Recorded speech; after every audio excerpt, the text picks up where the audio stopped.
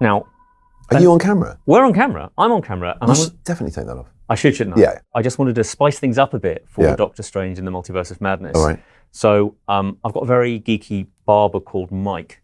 Yeah. And he would like your thoughts on this. Oh my God. No wonder you had the COVID mask on. That's really good. Obviously, I'm wearing this beard because I wanted to pay homage to my favourite character in the MCU. Yes. Tony Stark. Yes. And I think, You're seriously leaning on the cauldron of the cosmos. and I think I really nailed it. I'm going to allow that. Anyway. I'm gutted. It's not true, it's you, Benedict. Yeah, but it's Tony. And it's very nearly Benedict Wong. Oh, he's pretty. It's pretty close. Yeah. Try me, Beyonce. Come on, you've heard of her. She's a huge star, right? Donald's outside, who basically he's the master of the facial arts, otherwise known as a makeup artist, and it's his creation. So that's very good. I'll get his thoughts and feelings. But yeah, no, my worry is that it kind of suits me. It sort of does, and I never wanted to be like a goatee guy. I always thought that was a bit of a, I don't know, not my thing. Let's put it that way. And here we are, goatee guys. Goatee guys. So all I need to get the advice from you is it like how do you do it now? That's quite good. I should probably do it like that. It's far quicker. Does this chattering animal speak for you? Certainly not. I speak for myself. No trespassing in this city and on this planet. It means get lost, Squidward. Well, there's a bit of this going on for like portaling. Sure. You have to have the old sling ring. The old singing. Dr. Banner, if the rest of your green friend won't be joining us. But there'll be all new games and tricks and hand motions and a little bit of voguing, all that. I did what I had to do. To protect our world. But hopefully you're not looking too much like Liz Olsen's voguing, so otherwise we'd just be creating the same madness in the multiverse. Can I just say though, when you first had this on, I thought that was an impression, because the beginning of the first film, you meet the character with a surgical mask on. So here am I as an actor going, great anonymity. That's at least one good thing to come out of this mess. And I step out in New Zealand where we were filming, and we got locked down there to wait to start filming again for Power of the Dog, wearing one of them. And someone immediately went, Doctor Strange. And I was like, oh, yes, kind of, not today, but yes, kind of. I was tempted to have my yellow gloves on and do this like the Thor conversation. Dishwashing, I know. So I keep a watch list of individuals and beings from other realms that may be a threat to this world. Your adopted brother Loki is one of those beings. They got struck. They didn't like the yellow gloves. That's water. I wish I could make it beer, but I can't. It's a worthy inclusion. They can't. That's all you can do. I could definitely do that, yeah. I haven't seen the movie. Is there room, do you think, for me to appear as Professor Plum? Unfortunately, he's already been cast. And it's, you don't want to know who's playing it. It's really embarrassing. That's really crushing. It's George Clooney, sorry. Yeah. And he did do it in the library with a poker. Did he? Apparently so. Wow, the truth is, wow, incredible scenes. I never meant for any of this to happen. So, let's be professional. Crack on with the interview. Sorry. You're Doctor Strange. Cast your mind back to when you first got the gig. How the heck did that happen? Maybe about 6 years. Yeah, that's me doing the Doctor Strange wobble. Strange, we all right? It happened as an idea muted after, funnily enough, another little dance I did for another character in the MCU, very brief character, and I was bold enough to say, I'm really flattered to be invited to the party, but I'd rather hold out for something a bit more juicy. And then, but I didn't mention it. It just went away, and they rumbled about it, and I guess my reps sort of went and rumble back. I really wasn't part of the conversation until it came back to me through my reps that they were interested, and I sort of read the comics and went, yikes, because he's quite old school, bit of a misogynist, very bound in the 70s. There, moment of occult mysticism meeting the way. Anyway, I thought it's a bit cornball, it's a bit hackneyed. I'm not sure this is a great MCU. I don't get it. Yeah. Nope. And they went, no, it would be today. It would be very much a man of today, yes, with some of those qualities, but like a man of today would have those qualities where he thinks he's the bee's knees. They weren't about us, they were about you. Not only about me. Stephen, everything is about you. Because he has to have that arrogance. And I just... And you are? Wow. I fell in love with their script. Just one? Like Adele?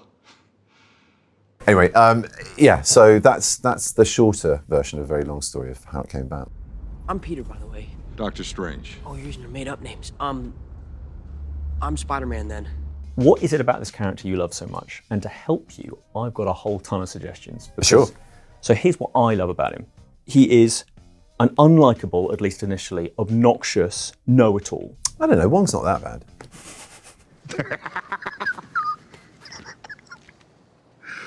It's funny.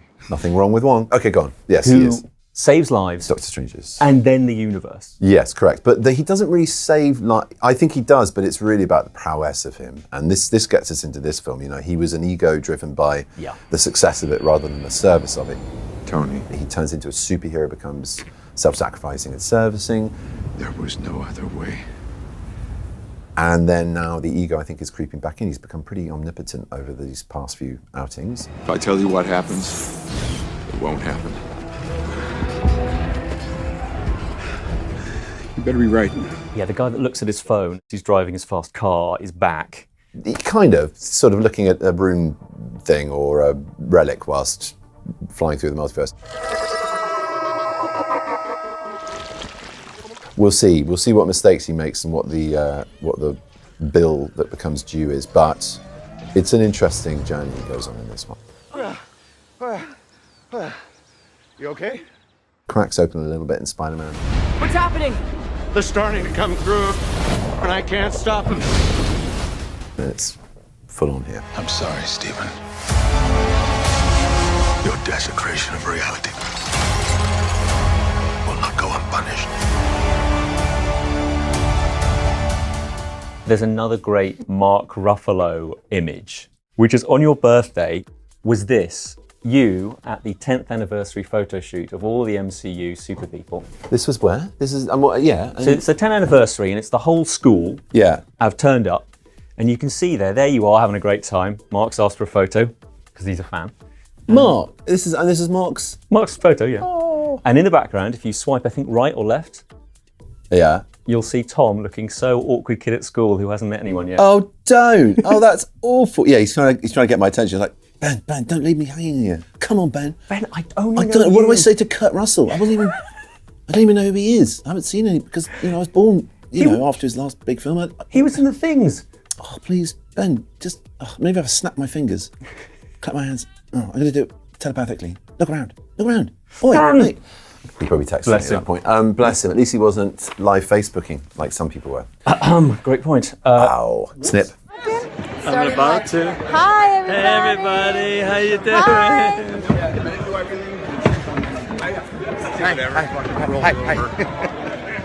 doing? What's your best story from that day? Because That, literally the amount of secrecy that went into that day, the privilege of being in a room with that many people who've over 10 years created this incredible franchise, this extraordinary industry, and having someone go, look at me, world. That's not a very good impression of him. I don't really want to honour any better, and just FaceTiming live the whole thing. But just to be breathing the same air as some of those people. It was extraordinary. It really was extraordinary. As was that scene, which I don't think I could talk about when we first talked about it, when I'm standing by the dock and Tony's heart's floating off, and it's just like the entire MCU up until now in one tracking shot. And we were like giddy kids in a sweet shop. We were just all chatting to each other between. Top secret, no cameras, Chris. Put your cameras away, man. Come on, Chris. cameras, Mate, what are guys, you no doing? cameras. Ben doesn't have a camera today. Meeting wonderful actors. Yeah. For me, for the first time, standing next to Michael Douglas and Michelle Pfeiffer going, all right, hello, I'm Benedict. Oh, we know who you are. Oh, hello. It's just like... I loved you on Wall Street. Geeking out. No, I mean, just icons of cinema. Yeah, incredible. I think at one point, this is the deleted scene, you became what I'd call Dr. Man, but you have the Iron Man... Dr. Man. Yeah, you've seen it. I've seen some of the images. Or Iron Strange. Yeah. Iron Strange. Yeah. Dr. Man is a bit confusing. Yeah, Dr. Man. Dr. Iron. It's better than Professor Plum. So what was it like wearing that? And you must have been so annoyed, I suppose, that it left the film. Yeah, I was a bit. We both were. It took a long time to splurge those spliced costumes together. No, it was an amazing moment. And I think I definitely came out of it better than Iron Strange or Dr. Man, the other guy with the goatee. A strange man. He definitely came out a bit better. I mean, having a bit of that outwear on you, it's very, very, very cool. Yeah. Very cool. I would love to have seen what the combination of wizardry and that tech would do as well. One day. Bring it on. It needs to happen. Yes. I've got a couple of mil in my bank account. I mean, Kevin, come on. Come Anyway. on. I love discovering that the eye tear wiping was your idea. Oh, that, yes. Stop. And I loved what the other line was, I'm protecting your reality, douchebag. Yeah. What is your job exactly besides making balloon animals? Protecting your reality, douchebag. Yeah, so basically Tom had just come off the success of the first Spider-Man film of his, and obviously he had scenes with Downey and that, so they knew each other, they were very relaxed around each other. So on the Q ship, they were sort of riffing around Aunt May, and I was going, this is crazy. I'm working on one of the biggest budget, most anticipated films of all time. And these two actors just being playful, like making stuff up, and it ends up in the movie. Don't pretend you thought this through. did I know think you this through. didn't. I You did could think this not through. have possibly thought You this can't through. be a friendly neighborhood Spider-Man if there's no neighborhood. Have some of that. Let's have some fun. And but I remember doing it, and the crew was sort of over the back of his shoulder, obviously. And I remember doing it, and I just remember people literally kind of going. I went, oh, shoot! What have I done? Have I done something wrong? Have I overstepped the mark? And everyone else was like, that was it. That was so cool.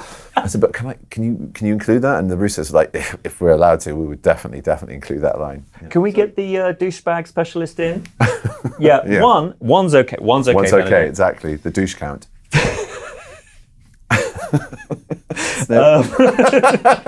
CCTV's got all snips in the footage. What would you say is the most memorable piece of direction you've ever been given as Dr. Stephen Strange? Can you do it faster? Just quicker. You're Yeah. taking way too long. Way too long. Get the tutting done quicker. Sam enacts the whole scene. Oh, he does a little play-by-play. Oh, he really. And then this happens, and then you come over here, and then this thing comes in, and I want you to really mean at the camera, and then we gotta zoom in with the camera, and then cut. And So we get that in the can? He uses more actual words. Obviously, I can't because that might give a scene away, and I can't do that.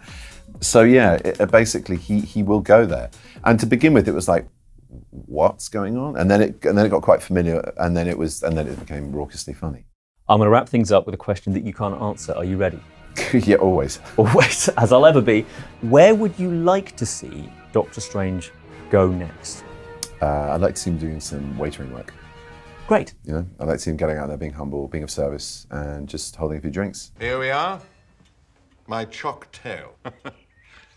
I insist you try it. Portals and food. Yeah, portals and food, making everything, but maybe just there, just standing there with the tray going, "You're welcome." Maitre d/waiter. Yeah. At a Even restaurant. Maitre d' might be too high. I think he needs to start Down a peg or two. Where I started as an out-of-work actor, just get him used to working his way back up to the top. I've got it. Shawarma restaurant. It's a great idea, and with the time thing, yes, go back and serve those guys.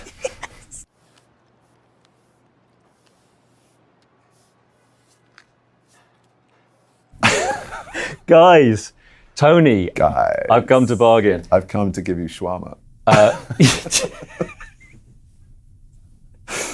Okay, it's been an absolute pleasure and total anarchy. Thank you. Thank you. Please, as ever. please have a great rest of your day, and I look forward to seeing George's work in the final film Professor Plum. for life.